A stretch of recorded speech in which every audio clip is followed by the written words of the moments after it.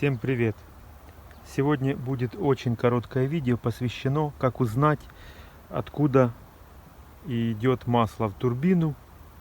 Когда мы снимем трубку, увидим здесь масло, и мы захотим узнать, идет оно из сапуна. Зачастую мы думаем, это картерные газы, и сразу же люди покупают новый сапун, меняют мембранку, потому что из-за этого короткого шланга, который здесь стоит, зачастую он будет у нас в масле. И частично, я не спорю, масло туда будет попадать. Но как узнать, все-таки основная масса идет масло с сапуна, или это просто идет смазка непосредственно с двигателя для смазки самой турбины. Для того, чтобы исключить этот фактор, исключить непосредственно сапун, не обязательно делать такую систему, какую сделал я для отсекания картерных газов. Я не спорю, она хорошая, но для того, чтобы так долго не мучиться и просто исключить, покупаем просто длинный шланг. Длинный шланг где-то с полметра. Купите метр, пусть будет метр. Кидаем его на выход с сапуна и присоединяем его вот сюда к патрубку. Там у нас стоит еще датчик потом дальше. Что нам это даст? Это мы не ставим на долгий период. Это мы ставим, чтобы просто узнать количество масла, которое идет с сапуна, или все-таки смазка улитки. Мы ставим трубку, катаемся и через время смотрим. Вот, например, как я, да? Раз, смотрю. А там просто вообще сухо, масла 0. Это может означать, что мы исключили сапун, который отсекает картерные газы, за счет того, что у нас просто такой короткий шланг. Мы его будем на период узнать, хана им или нет. Подключили, кинули, покатались километров там 30, 40, 100 километров проехали. Мы его кидаем, открываем потом здесь, возле этого входа. Не открываем здесь, смотрим. Здесь оно будет частично масло присутствовать. Это нормально абсолютно.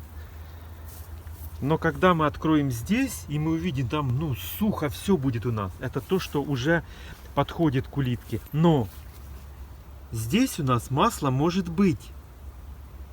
И вот когда мы думаем, тут очень короткое колено, и это масло идет с сапуна, мы уже исключили сапун. Смотрим, здесь маселка есть, здесь маселка чуть-чуть есть, но масла нет на вот этом шланге. То есть нету его. Оно как то, что подходит уже непосредственно к шлангу воздухана. Мы видим, масла нет. Вот здесь масла нет. И это означает то, что с картерными газами и сапуном абсолютно все в порядке. Если же здесь у вас есть масло, мы кинули шланг, покатались, и масло есть даже в этом патрубке, который подсоединен здесь, это означает, что у нас надо заменить мембранку или заменить полностью сапун. Он не справляется с картерными газами.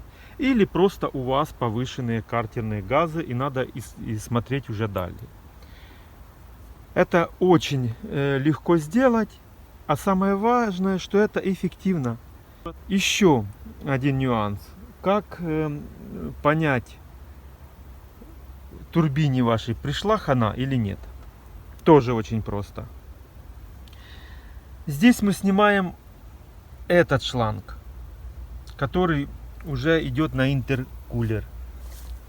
Можно поступить тоже очень просто. Из-за того, что здесь много надо чего снимать, и для этого придется снимать и воздухан, и тут этот откручивать хомут, и все. И для этого мы тоже проделаем массу работы.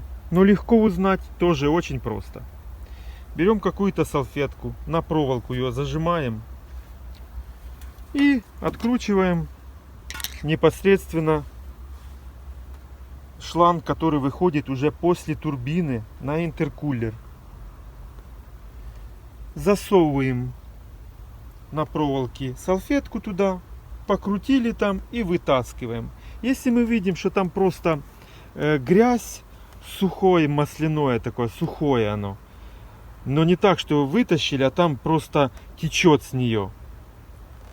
Вот это наш будет показатель. Если течет, засунули, масло есть, все, проблема есть с турбиной. Или и сумасшедший избыток масла, который гонит турбину, там уже надо разбираться. Не болейте. Всем удачи, пока.